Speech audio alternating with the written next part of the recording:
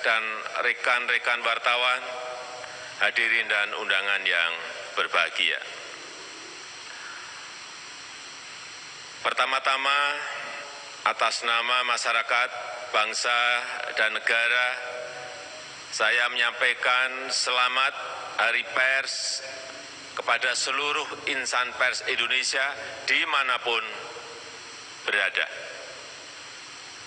Sekaligus ucapan terima kasih, meskipun berada dalam situasi pandemi, insan pers tetap bekerja, terus menyampaikan informasi, meningkatkan literasi, membangun optimisme, dan membangun harapan, sehingga masyarakat tetap tangguh menghadapi dampak pandemi COVID-19.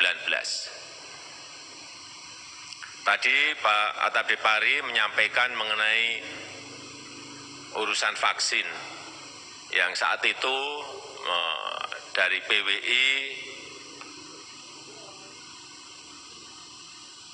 meminta untuk didahulukan, dan saat itu memang kami hanya bisa memberikan 5.000 dosis vaksin saat itu.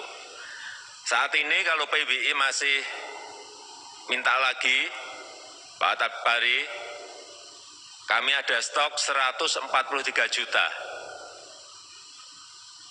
Jadi Bapak mau minta berapa akan saya beri sekarang juga. Karena stoknya banyak. Dan yang sudah kita suntikkan kepada masyarakat sampai saat ini, sampai hari ini, sudah 325 juta dosis. Baik itu dosis pertama, kedua, maupun dosis penguat atau booster. Bapak Ibu sekalian yang saya hormati, saya tahu dalam 2 tahun terakhir, industri pers nasional mengalami tekanan yang luar biasa beratnya. Mengatasi tekanan akibat pandemi, mengatasi tekanan akibat disrupsi digital, dan juga mengatasi tekanan dari berbagai platform raksasa asing yang menggerus potensi ekonomi dan pengaruh media-media arus utama. Perubahan drastis lanskap persaingan media melahirkan berbagai persoalan yang pelik, yang tadi juga sudah disampaikan oleh Bapak Ketua PWI. Munculnya sumber-sumber informasi alternatif, tumbuh suburnya tren informasi yang semata mengejar jumlah klik atau views, membanjirinya konten-konten yang hanya mengejar viral, masifnya informasi yang menyesatkan bahkan adu domba, sehingga menimbulkan kebingungan dan bahkan perpecahan. Insan pers yang saya banggakan, dalam kondisi yang penuh tekanan ini, media-media mainstream, media-media arus utama harus secepatnya bertransformasi, harus semakin inovatif, meningkatkan teknologi untuk mengakselerasi pertumbuhan yang sehat, membanjiri kanal-kanal dan platform-platform dengan berita-berita baik, mencerdaskan dan mengisi konten-konten yang berkualitas dan menjadikan kepercayaan dan integritas sebagai modal untuk merebut peluang-peluang yang ada. Pers Indonesia harus mampu memperbaiki kelemahan sambil melanjutkan agenda-agenda besar bangsa, menguatkan pijakan untuk melompat lebih tinggi, dan mampu berselancar di tengah-tengah perubahan, mempercepat transformasi digital, untuk menghasilkan karya-karya jurnalistik berkualitas, lebih cepat dan tetap akurat, dan tidak terjebak pada sikap pragmatis yang menggerus integritas kita. Ekosistem industri pers harus terus ditata. Iklim kompetisi yang lebih seimbang harus terus diciptakan. Perusahaan platform asing harus ditata, harus diatur agar semakin baik tata kelolanya. Kita perkuat aturan bagi hasil yang adil dan seimbang antara platform global dan lokal. Jadi yang disampaikan oleh Pak Ketua PWI maupun Prof. Nuh tadi, ada beberapa pilihan yang mungkin bisa segera kita putuskan, apakah segera mendorong undang-undang baru, atau yang kedua merevisi undang-undang yang lama, atau yang paling cepat adalah dengan peraturan pemerintah atau PP. Ini kami serahkan kepada PWI dan Dewan Pers agar regulasi itu segera bisa kita selesaikan. Saya akan dorong terus setelah nanti pilihannya sudah ditentukan, apakah undang-undang baru, apakah revisi undang-undang lama, atau memakai PP. Sehingga menjadikan industri pers semakin sehat dan kuat. Kedaulatan informasi harus diwujudkan untuk kita bersama-sama. Kita harus perkuat ekosistem industri pers nasional yang sehat, membangun dan memperkuat platform nasional periklanan, menciptakan platform video nasional agar tidak sepenuhnya tergantung pada platform video-video asing. Kita juga tidak boleh hanya menjadi pasar bagi produk teknologi digital global, dan harus secepatnya dikembangkan platform-platform teknologi inovatif yang membantu dan memudahkan masyarakat mendapatkan informasi yang berkualitas, yang akurat, yang dapat dipertanggungjawabkan. Memberikan reward yang sepadan kepada media-media arus utama yang konsisten mendedikasikan kemampuan dan sumber dayanya untuk menghasilkan karya-karya jurnalistik yang berkualitas dan mencerdaskan. Hadirin yang saya hormati, pers Indonesia adalah lokomotif kemajuan bangsa, menjadi inspirasi lompatan-lompatan kemajuan, menjadi simpul perubahan di semua sektor kehidupan kita, serta menjadikan masyarakat, bangsa, dan negara percaya diri untuk mewujudkan Indonesia maju. Pemerintah saat ini terus bekerja keras untuk mengawal beberapa transformasi besar.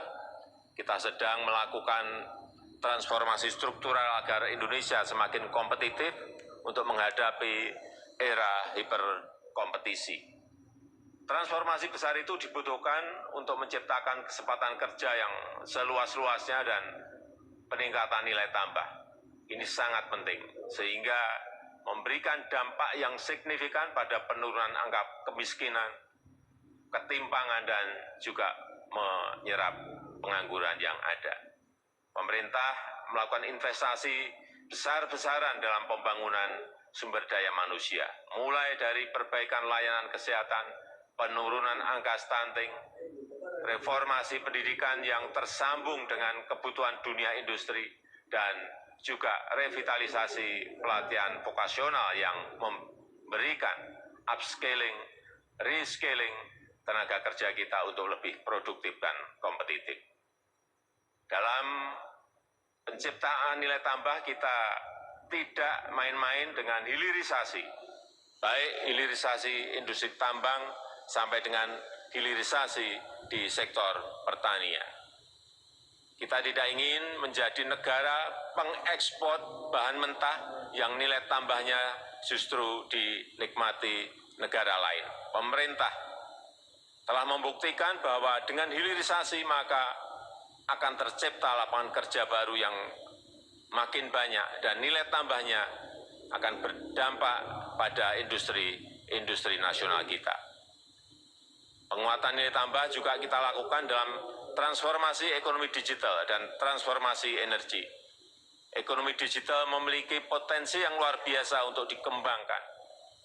8,4 juta UMKM kita telah kita dorong naik kelas masuk ke platform digital dan jumlahnya akan terus bertambah.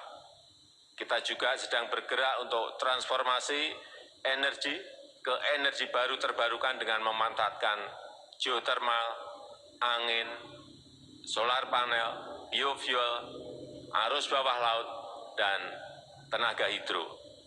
Ini juga sejalan dengan komitmen pemerintah untuk menggerakkan ekonomi hijau yang akan berkontribusi pada penyelesaian persoalan lingkungan di tingkat global.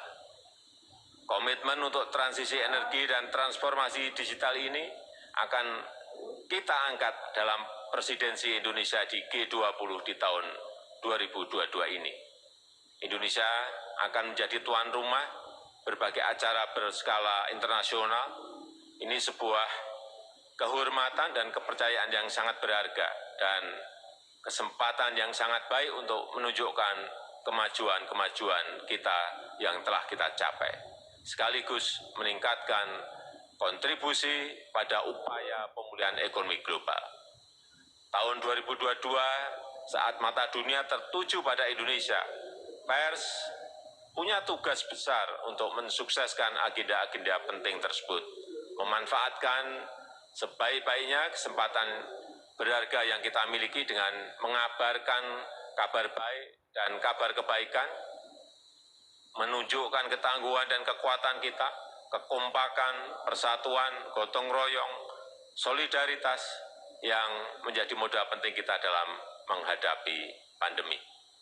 Hadirin yang saya hormati, pemerintah menyadari bahwa kerja besar transformasi bangsa ini masih banyak kekurangan dan keterbatasan.